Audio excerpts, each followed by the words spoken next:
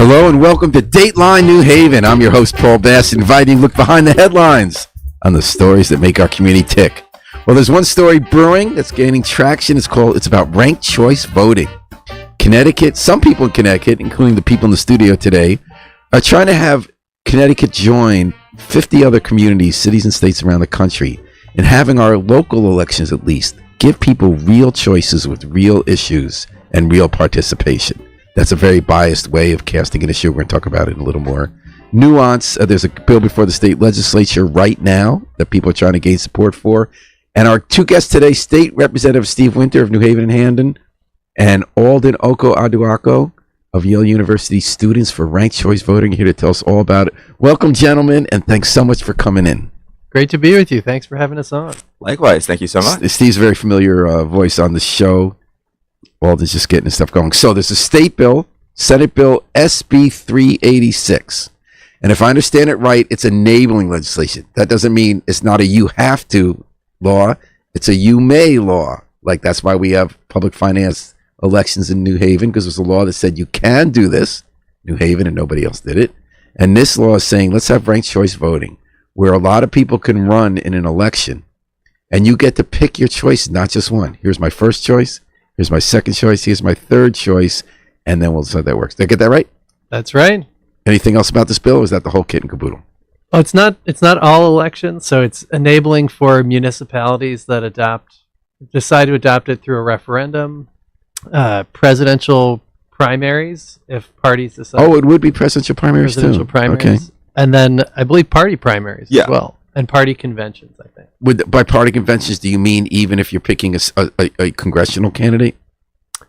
I think if you're endorsing for a congressional. But that could be federal. Yeah. Because I thought this didn't touch federal. I thought it was just municipal. It's primarily municipal, but then it's also just like generally party elections, so party primaries, caucuses, conventions. Mm-hmm. And what it doesn't do is so we'll do general election for mayor if you want, general election for alder if you want, but not general election for even state rep. You can't do that, right, under this law. Correct. And the reason, if I understand it right, and this is where I want your legal brains to help me out. So this isn't the first year this bill's come out, but is it fair to say this is the furthest it's gotten because it just got through a committee, right? General Administration Elections Committee had a hearing and they voted to advance it. It got that far last session as well, I believe. Yeah, last session it also got through Appropriations Committee as well. Just didn't get called in the Senate, I believe. So how's it looking this year?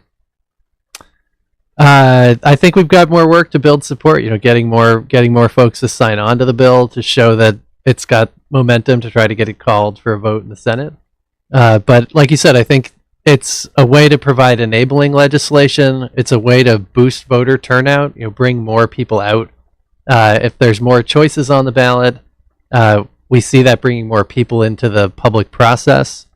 And it's a way to have positive civic discourse. We saw it in the election for mayor with Mamdani in New York and Lander. There was a cross endorsement there. It's a way to break that down for people. Just to explain what happened. So in that, when they ran a Democratic mayoral primary, everyone ran for mayor for the Democratic nomination, which is sort of tantamount usually a general election. Not always, actually, in New York.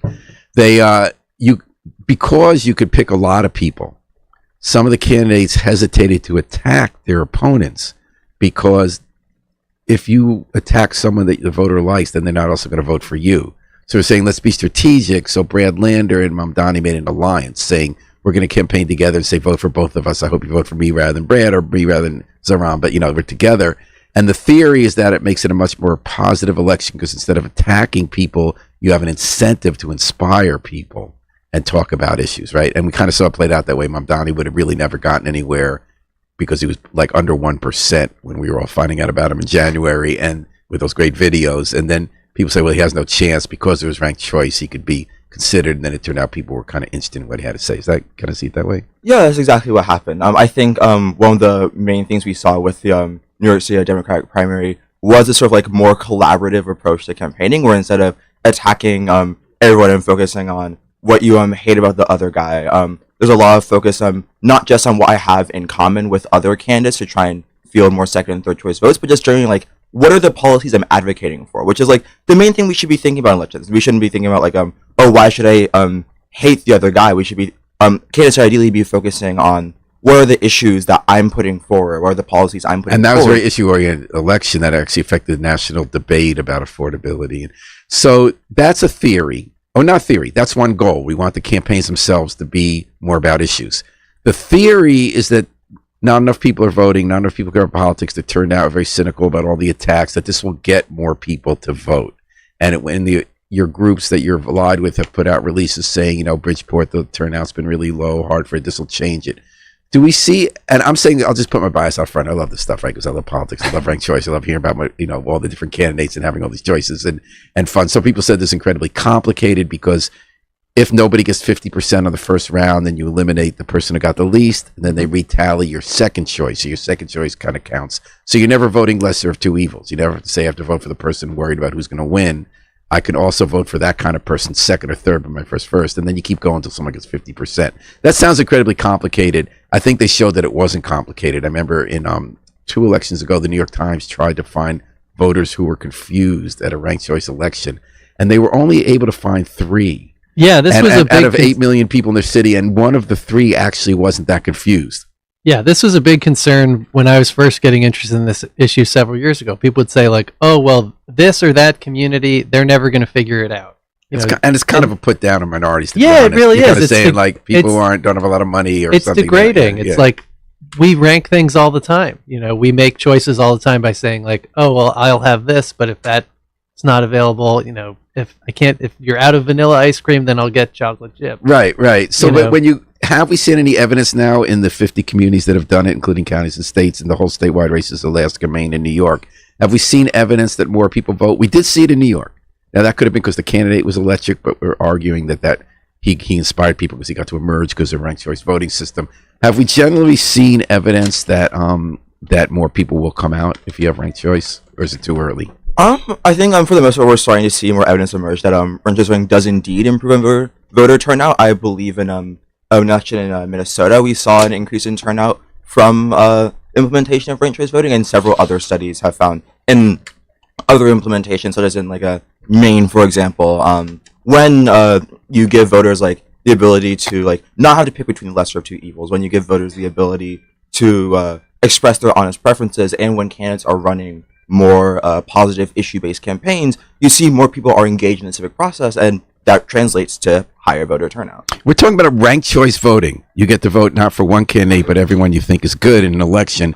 There's a bill before the Connecticut State Legislature that would allow local communities who want to, and parties that want to have municipal elections and primaries and conventions. We have ranked choice. 2 folks with us here today are trying to make that happen. New Haven State Rep Steve Winter and Hampton State Rep and Yale Students for Change for ranked choice voting chair Alden Oko Aduako in WNHH-FM. So do you think any cities have told you they want to do this? I saw some mayors listed in a release saying we're for this. It was kind of funny to see Joe Ganim is like, the guy who came out of prison to become mayor again is your good government guy. But do you think these cities would actually do this? I saw that Governor Lamont was positive. Would he actually sign it in an election year? Yeah, I mean, Governor Lamont's been behind this since the last election, the last gubernatorial election, when Oz Griebel and Monty Frank were running on a ticket. They were really pushing. Oh, that's right. I remember that. Voting. I forgot all about that. Yeah, as another party that was trying to get involved in that election, and since they dropped out, he's really been pushing for this and been a motivating force up at the Capitol. And you and he both ride bikes, so you could do like a statewide bike ride for ranked choice voting, right? But I think it's hard for me to say would this or that municipality go for it. But if you look at other states, you definitely see that, right? You see New York, San Francisco. You see states like Alaska, places where... How did this become a liberal thing? That's what I never understand. Whenever we do these goo-goo government reforms, it's always the liberals, the conservatives against it. Like Donald Trump told all these people in Georgia, don't do this early voting, don't do this mail voting. And that's probably why they lost the Senate and John Ossoff got election, because it's not true that liberal or Democrat or conservative voters are more likely to do these things. How did this become a liberal issue? This is something that confuses me just as much as it does you. The thing I'm always thinking is ranked choice voting isn't something that benefits either Democrats or Republicans. It's a very pretty nonpartisan issue. It's just a matter of getting more people to turn out and letting people express their honest preferences, which doesn't benefit one party or the other. As to why it's been associated with a more progressive thing, like, I'm not exactly sure. When I talk to a lot of my friends and peers who lean conservative, they generally seem on board, but that's because you're young, and at Yale, Right. I remember that the conservatives and liberals at Yale, I'm serious, would have like all these intellectual discussions and agree about all this kind of right, like, but it's not just at Yale, which is So I got a theory. a left leaning institution, but also back home from where I'm originally from in South Carolina, I have a lot of like very conservative friends, and they're generally, you talk to them about it, and they're like, yeah, this sounds like a reasonable idea. How old are they? I'm also around my age, some a bit older. Yeah, okay. I have a theory that's based on that. Okay. I want to hear Steve's theory. I don't think it should be a liberal or conservative issue or Democrat or Republican issue. It's about, in a race with more than two candidates, making sure that whoever wins has a majority support. That's just a fundamentally democratic idea. So if your party feels like you're aligned with the voters in your district, in your state, in your city, there's nothing to fear from this, right? This is a way to show that whoever gets elected, if you have three candidates in a primary, you want to know that the person who comes out on top has more than 50% support, And that people are supporting something rather than voting against. Absolutely. So my theory is, and this could be totally bonkers, when you had what good government reforms, they used to be the province of Republican WASP elites from the Northeast, whether this was civil service or civil rights, civil liberties. And then politics changed in this country. And with the Obama election, Democrats were convinced that history was on their side.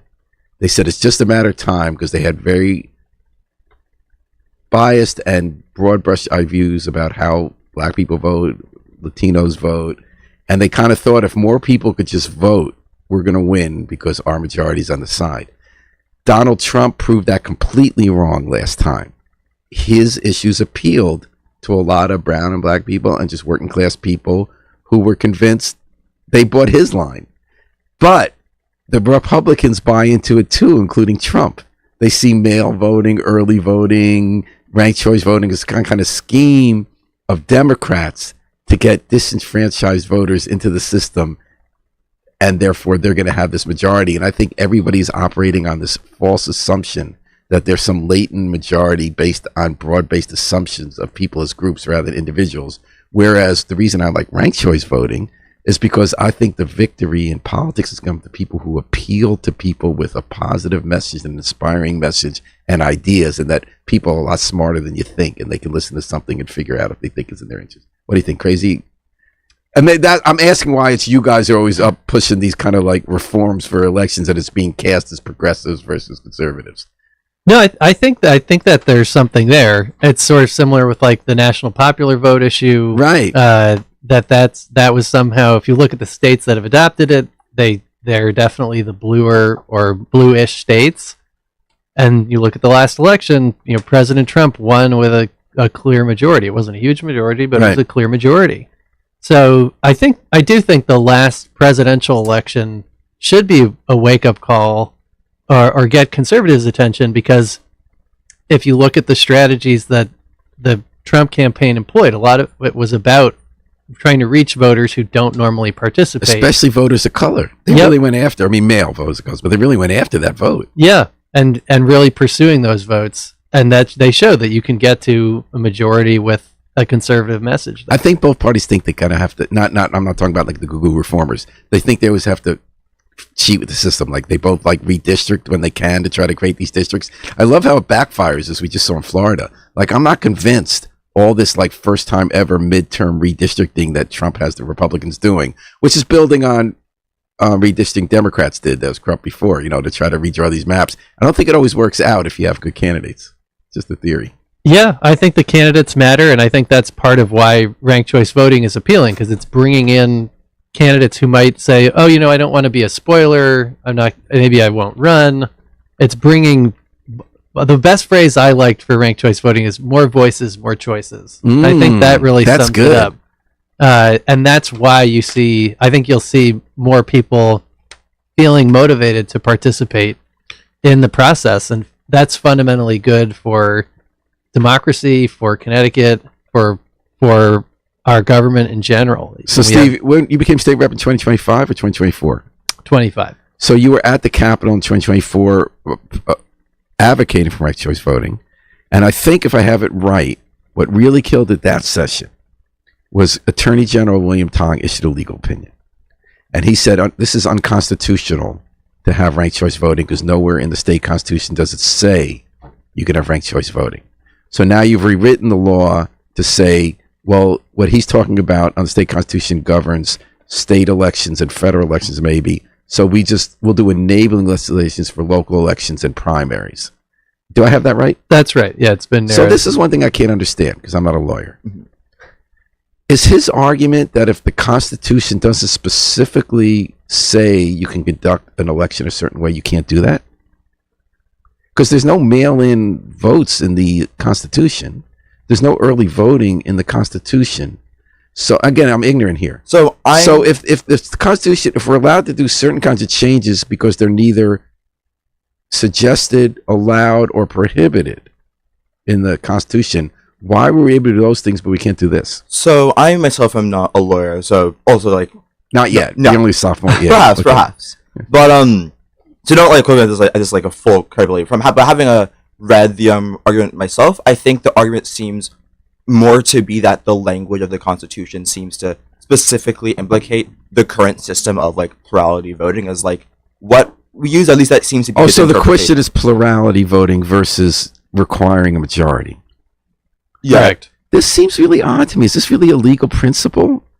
Is there something in the Constitution that says you can never count? I'm also not an attorney, but I know Attorney General Tong is, and he's got a really strong team. So I do think we should have a lot of deference for their. Is he saying you need a constitutional amendment, therefore, if you want to do it? I think that is correct. And I think if you look at early voting or you look at the no excuse absentee, both of those did require constitutional changes and then subsequent acts of the General Assembly. That makes sense. So we have a consistent record, which is nice sometimes to say do things a little more deliberately before you make changes because they've been unconstitutional. The last thing we want is to run an election with this system and have the results be challenged constitutionally. So that would be a huge mess. In other words, rather than go through the whole thing of changing the Constitution, which requires the legislature right to allow it, it goes on a ballot, then it has to be maybe approved by voters and then twice approved by the legislature after something like that. So that's a long road. So you're saying instead you've either got to get 3/4 of the legislature to approve it once,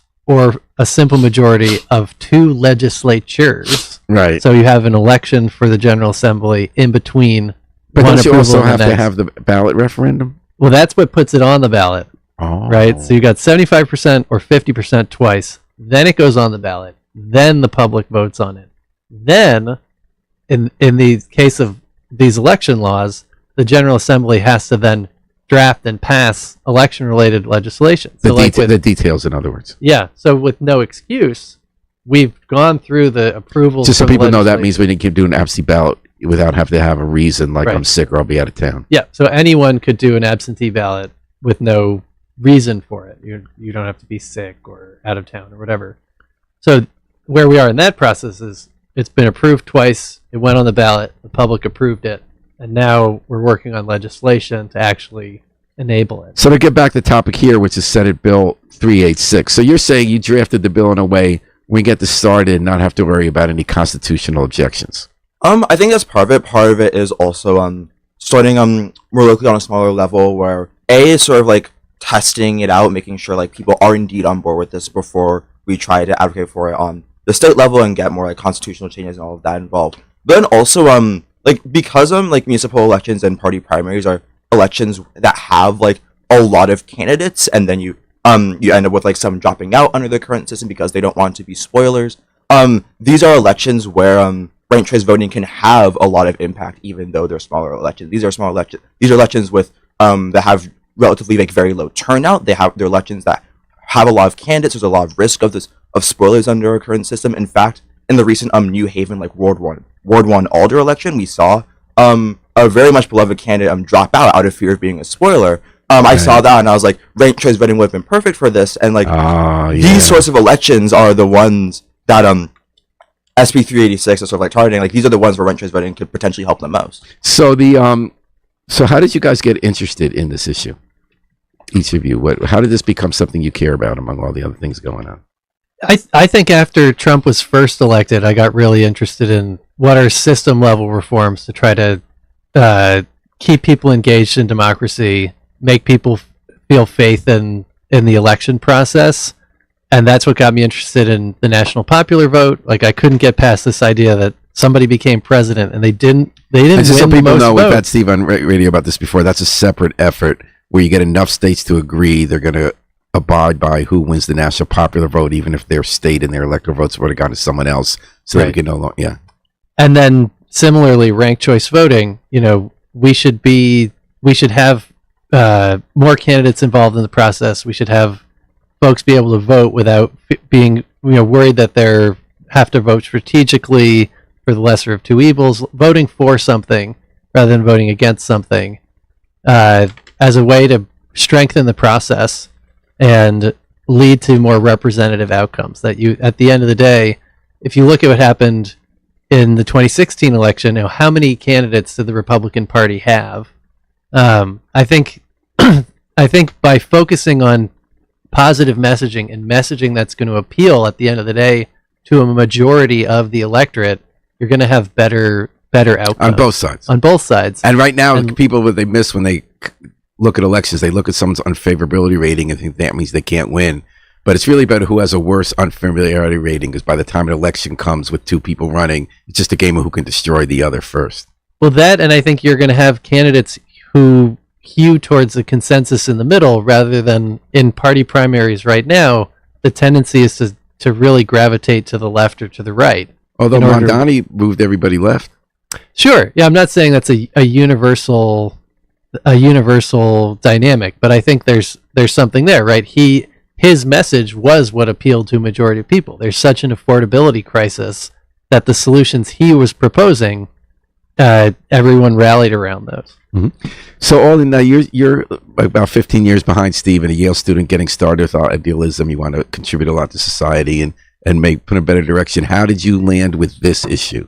Right. your So I started following politics in general around in the lead up to the 2020 federal election, and I was looking at on the election. I was looking at the numbers. I was looking at all the electoral vote counts. And I was like, wait, how does this work? So I looked up the system. And I'm like, wow, this seems very odd and confusing. And so I ended up looking into a lot more with voting systems and just doing voting reform in general. And I realized wow, there's a lot of issues that our current voting system causes. I've also heard of the national popular vote idea. That's one that I'm also on board with. But in particular with changing to ranked choice voting, I saw that with our current voting system, you see issues with lower turnout. You see issues with spoiler candidates. You see this very much gravitation towards this whole only two choices paradigm. And then also as I progressed through high school and then entered college and started talking with more of my peers about politics, I saw that a lot of them were really disengaged in the sense that they felt my vote doesn't impact much. There's not much point in participating. And I was confused. I was like, y'all are young people. You should be energized. You should be interested in the process. You have a voice here. And so seeing, learning about the issues with our current voting system and seeing so much civic disengagement from the people around me, that's sort of what got me to make this issue sort of the thing I want to advocate for. Is just make a system that gets my peers and everyone around the country in general more engaged and more involved in politics, and then also just to elect representatives that, as you mentioned, appeal to appeal to a majority of people that have a demonstrated majority, instead of often what we see with a lot of plurality candidates, especially with the more local elections. More choices, more voices. State Rep Steve Winter, Alden Oko Aduako, the Yale Students for Ranked Choice Voting Share. Thanks for joining us. Thanks for Thank you having so us much. on. Oh, what's next? Is this bill going to go? You didn't sound too optimistic. What's next on the bill in the legislation? So it's out of committee and it goes to the Senate now. So we need the Senate to take it up. We need more folks to join on as co-sponsors, and we need regular Well, regular don't people. the full Senate and the full House have to vote it? But because it's a Senate bill, it goes there first for a That's full right. chamber. Yeah. Was that strategic, knowing you had to get it through the Senate first this time? Yeah, I think trying to get it through the Senate and then onto the House. All right.